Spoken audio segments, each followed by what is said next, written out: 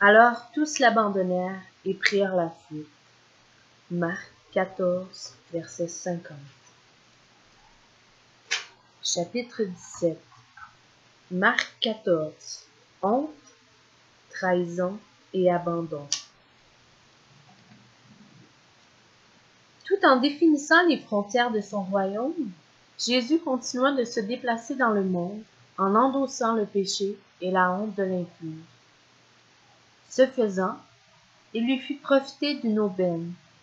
Je prends sur moi ta culpabilité et ta honte. En retour, tu reçois ma justice et ma sainteté. C'était une autre manière de dire « reçois mon acceptation ». Que devait faire Jésus de ce fardeau? Il allait bientôt le supprimer à la croix. Néanmoins, Jésus en a certainement porté le poids. Par exemple, il a cessé d'être le héros du peuple et est devenu un paria. Au moment où il a été crucifié, le nombre de personnes disposées à être associées à lui se comptait sur les doigts de la main.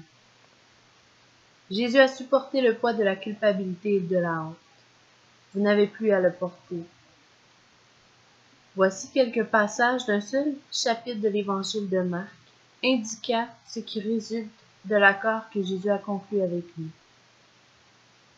Notre honte est retombée sur lui. Considérez-le tandis qu'il endure l'impureté, le rejet et la nudité sous une forme concentrée.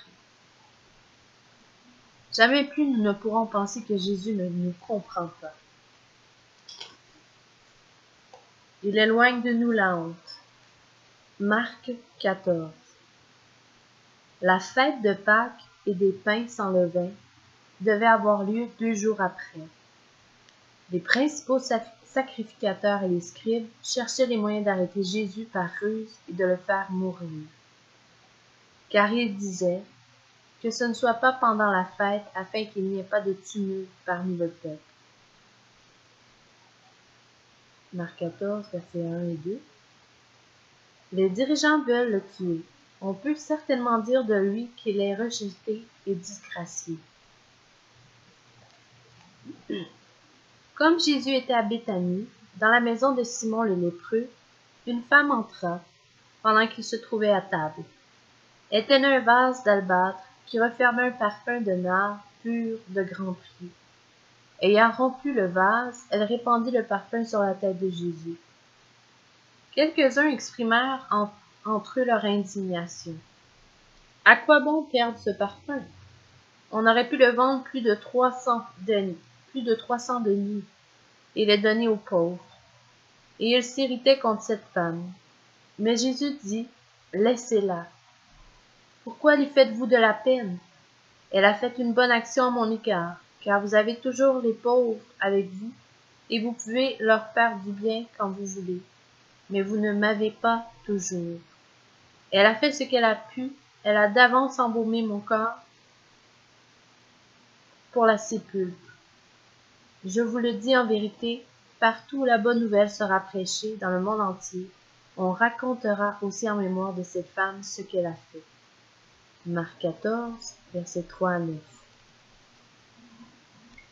Si l'on n'a pas encore saisi le genre de personnes qui attrait, voici de nouveau l'occasion de les observer. Simon le lépreux et cette femme, dont la réputation était probablement mauvaise, comptent parmi ceux qui comprennent Jésus et se rallient à lui. Judas Iscariote, l'un des 12, alla vers les principaux sacrificateurs afin de leur livrer Jésus. Après l'avoir entendu, ils furent dans la joie.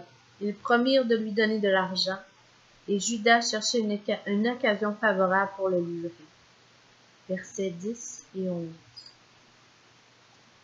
Voilà l'accomplissement de l'un des versets les plus tragiques de toute l'Écriture. Celui-là même avec qui j'étais en paix, qui avait ma confiance et qui mangeait mon pain, lève le talon contre moi. Psaume 41, verset 10. Avez-vous déjà été trahi? Jésus l'a expérimenté avant vous. Jésus leur dit, Vous serez tous scandalisés, car il est écrit, je frapperai le berger, et les brebis seront dispersées. Mais après que je serai ressuscité, je vous précéderai en Galilée. Pierre lui dit, quand tous seraient scandalisés, je ne serai pas scandalisé. Et Jésus lui dit, je te le dis en vérité, toi aujourd'hui, cette nuit même, avant que le coq chante 2 fois, tu me renieras 3 fois. Mais Pierre reprit plus fortement, quand il me faudra mourir avec toi, je ne te renierai pas. Et tous dirent la même chose. Marc 14, versets 27 à 31. Quel est le pire, la trahison ou le reniement? Être trahi par un ami est infâme, est infamant, mais ce geste expose également l'égoïsme du traître. La honte retombe finalement sur ce dernier, mais le reniement vous range parmi les moins que rien.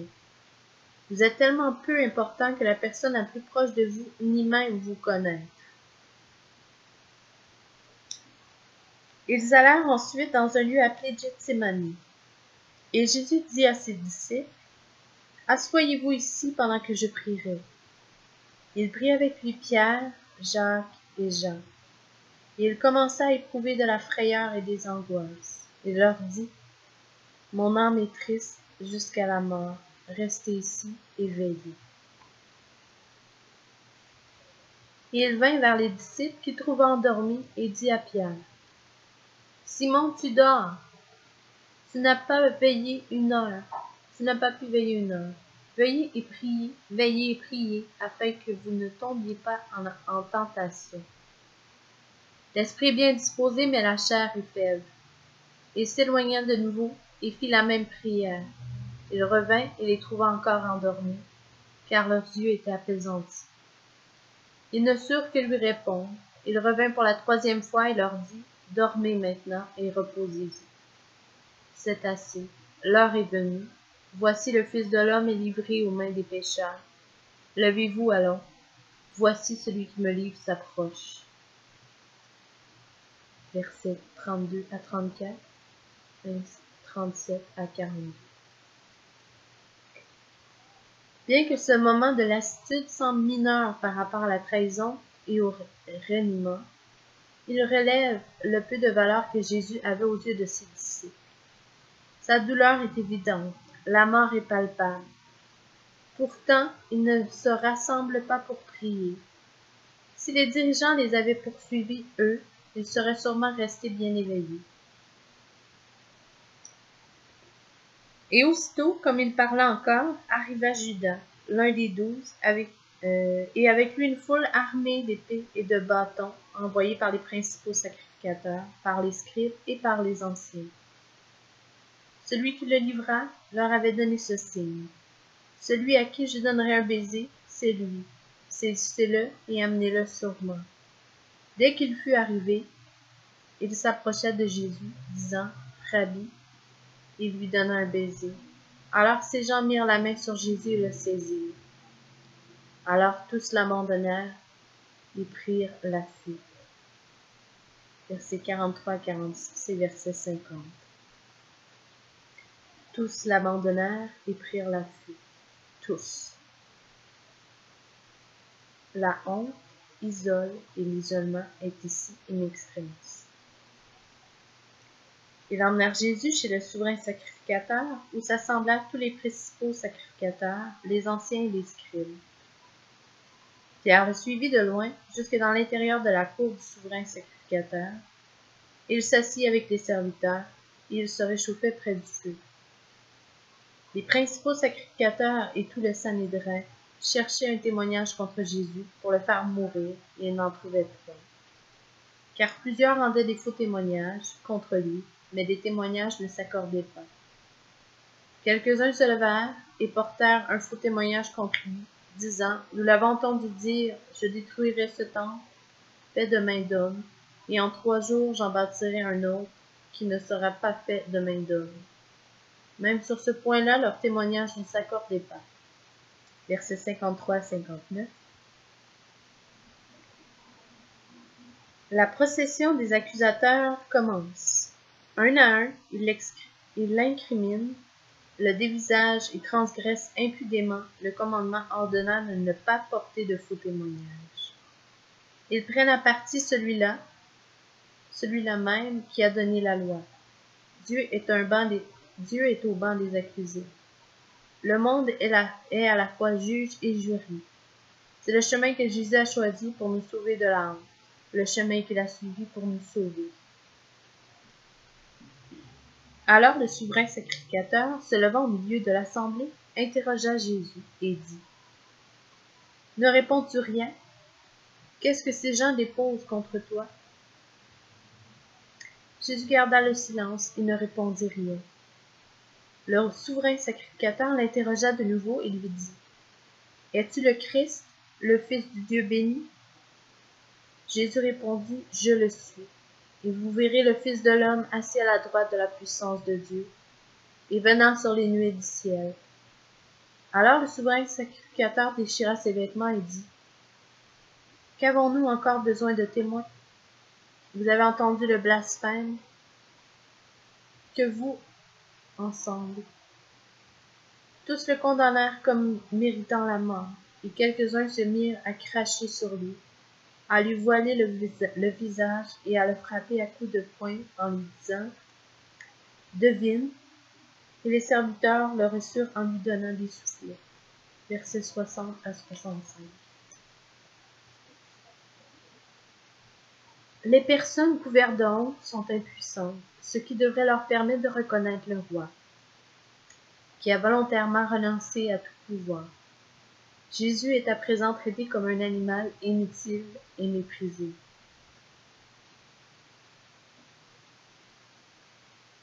Pendant que Pierre est en bas dans la cour, il vint une des servantes du souverain sacrificateur.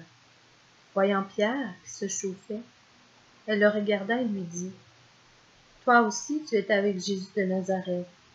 Il le nia, disant: Je ne sais pas, je ne comprends pas ce que tu veux dire. Puis il sortit pour aller dans le vestibule, et le coq chanta. Versets 66 à 60. Le lien avec le procès de Jésus est indéniable. L'ironie est tangible. Pierre est à présent celui qui est mis sur la sellette. Et voici la juge. Elle est féroce. Gardez-vous de lui chercher des histoires. La vie et la mort sont au pouvoir de sa langue. Ces jeunes servantes peuvent être implacables. Si nous avons tous nos limites, Pierre est arrivé au bout de son rouleau. La servante, l'ayant vu, se mit de nouveau à dire à ceux qui étaient présents: Celui-ci est de ces gens. Et il le nia de nouveau. Verset 69. Pierre a la chance de se racheter. Pourtant, il se contente de confirmer sa réponse en endurcissant sa position cette fois. Peu après, ceux qui étaient présents dirent encore à Pierre: Certainement tu es de ces gens-là, car tu es galiléen. Alors il commença à faire des imprécations et à jurer: Je ne connais pas cet homme dont vous parlez.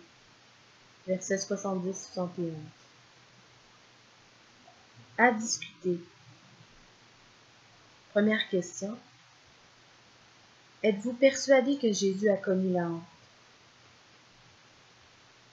Question 2. Qu'est-ce que cela change dans votre cas, que Jésus ait fait l'expérience de ce rejet extrême?